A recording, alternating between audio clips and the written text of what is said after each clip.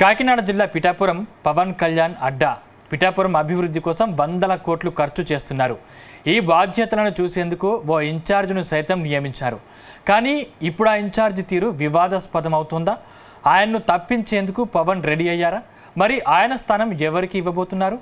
Let's watch the story.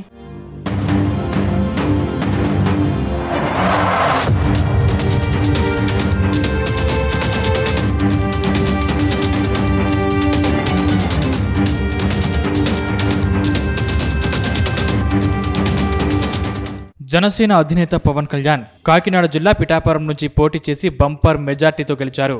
తాను deputy CM పదవి చేపట్టగానే నియోజకవర్గానికి నిత్యం రాలేని కారణంగా తన తరపున పార్టీ ఇన్ఛార్జిగా కాపు నేత మర్రెడ్డి శ్రీనివాస్ని నియమించారు. అప్పటి నుంచి అన్ని మర్రెడ్డి చేతుల మీదుగానే జరుగుతున్నాయి. పిఠాపురంలో ఏం చేయాలన్నా మర్రెడ్డి సహాయ సహకారాలు తీసుకోవాల్సిందే. జిల్లా కలెక్టర్ నుంచి వీఆర్ఓ వరకు పూర్తిగా ఆయన కనుసన్నల్లో నడవాల్సిందే. ఆయనపై నమ్మకంతో కీలక బాధ్యతలు డిప్యూటీ సీఎం ఆయనకు అప్పగించారు.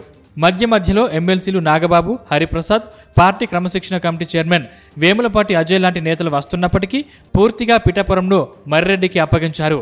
ఇక పవన్ పిఠాపురంలో పోటీ చేస్తానని ప్రకటించక ముందు ఏ సీటు కోసం చాలా మంది నేతలు ముందుకు వచ్చారు. ప్రముఖ విద్యావేత్త కడారి తమ్మయ్య నాయుడు, ప్రముఖ వైద్య నిపుణులు డాక్టర్ పిల్ల శ్రీధర్, 2019లో ఇక్కడి నుంచి జనసేన తరపున పోటీ చేసిన శేషుకుమారి వంటి వారందరూ అహర్నిశలు కష్టపడి పనిచేశారు. అయితే వారిని మర్రెడ్డి పట్టించుకోవడం లేదని ఆరోపణలు రావడంతో ఇక తనకు గుర్తింపు రాదని శేషుకుమారి పార్టీకి రాజీనామా చేసి వైసీపీలో చేరిపోయారు. మిగిలిన నేతలు పార్టీలో ఉన్నా కార్యక్రమాలకు రావడం లేదు. అధినేత వచ్చినప్పుడు ఇలా వచ్చి అలా వెళ్లిపోతున్నారు. గతంలో నియోజకవర్గానికి సంబంధించి పిఠాపురం, గొల్లప్రోలు, కొత్తపల్లి మండలాలు, పిఠాపురం, గొల్లప్రోలు పురపాలక సంఘాలకు ఇలా 5ంటికి కలిపి సీనియర్ నేతలతో 5 మెన్ కమిటీ వేస్తారని ప్రచారం జరిగింది. అది కూడా మర్రెడ్డి అడ్డుకున్నారని బహిరంగంగానే కార్యకర్తలు ఆరోపిస్తున్నారు.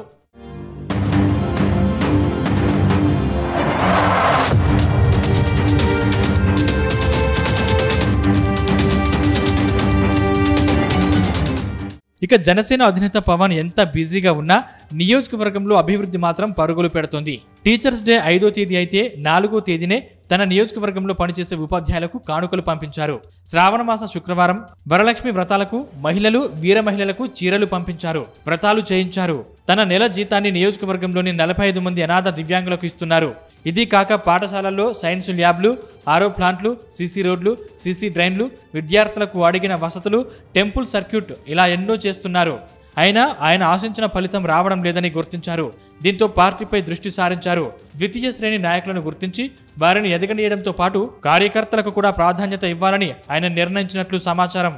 విశాఖలో 3 రోజులు ఆయన సేనతో సేనాని కార్యక్రమం సందర్భంగా పిఠాపురంలో జరుగుతున్న విషయాలు కొందరు ఆయన దృష్టికి తీసుకొచ్చారు.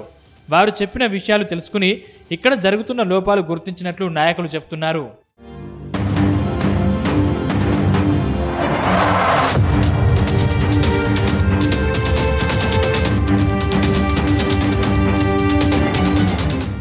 అయితే అనపర్తి నుంచి వచ్చిన మర్రెడ్డి శ్రీనివాస్కు పిఠాపురంపై సరైన అవగాహన లేదు.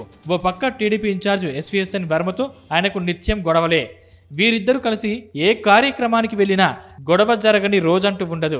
అలాగే జనసేనకి చెందిన కాకినాడ ఎంపీ తంగెళ్ల ఉదయ శ్రీనివాస్తో కూడా ఆయనకు పొసగడం లేదు. ఇక కలెక్టర్ పూర్తిగా తన మాట వినాలని చెప్పడంతో మర్రెడ్డి చెప్పిన వారి పనులు చేస్తున్నారని అధికారులు సైతం అంగీకరిస్తున్నారు.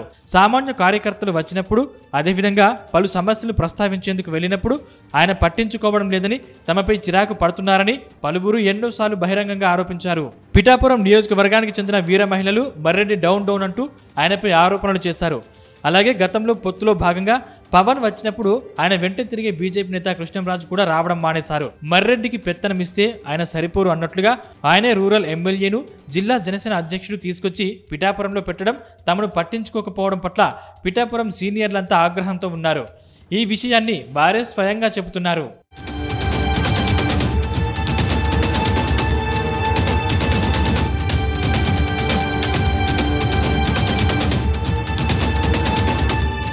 ఇటీవల శ్రావణమాస ఉత్సవాలు జరిపించడంలో తీవ్ర గందరగోళం జరిగింది. నియోజకవర్గంలో మహిళలకు 2 దఫాలుగా 20,000 పైగా చీరలు పంపించారు. కానీ చీరల కోసం మహిళలు తొక్కిసలాటకు దిగారు. ఇదంతా తనకు మైలేజ్ రాకపోగా డ్యామేజ్ చేసిందని పవన్ భావిస్తున్నారట. అందుకే ఇన్ఛార్జ్ మర్రెడ్డిని పక్కన పెట్టాలని నిర్ణయించినట్లు చెబుతున్నారు. మర్రెడ్డి వ్యవహారం నచ్చకే మాజీ ఎమ్మెల్యే వర్మ ప్రతిరోజు తన అసమ్మతి బయట పెడుతున్నారని, దీనికి తోడు ఆయనకు గన్మెన్లను కేటాయించడంతో మరింత దూకుడుగా ముందుకు వెళ్తారనే ప్రచారం మొదలైంది. పవన్ కళ్యాణ్ గెలిచిన తర్వాత ఆయన తొలుత ఇక్కడ ఓ ప్రైవేటు హోటల్లో ఉండేవారు. క్యాడర్ కలుసుకునేందుకు వీలుండేది కాదు. దీంతో కాకినాడ విశాఖ 216 జాతీయ రహదారిపై గొల్లప్రోలు మండలం చేబ్రోల్లో ఓ భవనం పవన్ కు అందుబాటులో ఉంచారు. కేవలం నెలకు ₹1 అద్దెతో నాగేశ్వరరావు భవనాన్ని పవన్ కిచ్చారు. ఆయన ఎన్ని సంవత్సరాలు అయినా ఉండొచ్చు, తనకు అభ్యంతరం లేదని నాగేశ్వరరావు ప్రకటించారు. కానీ అక్కడికి మర్రెడ్డి వెళ్ళకపోవడం కూడా చర్చనీయాంశమవుతుంది. అలాగే పలువురు అధికారులు వైసీపీ సానుభూతి పరులుగా ఉన్నవారిని కొనసాగించడంతో మర్రెడ్డి వ్యవహార శైలి నచ్చక ఇక్కడ ఎవరూ పనిచేయడానికి రావడం లేదని, పిఠాపురం, గొల్లప్రోలు పురపాలక సంఘాలకు ఒకే అధికారి కమిషనర్గా ఉన్నారని, ఇవన్నీ ఆయన వైఫల్యమేనని అధికారులు సైతం గుసగుసలాడుకుంటున్నారు.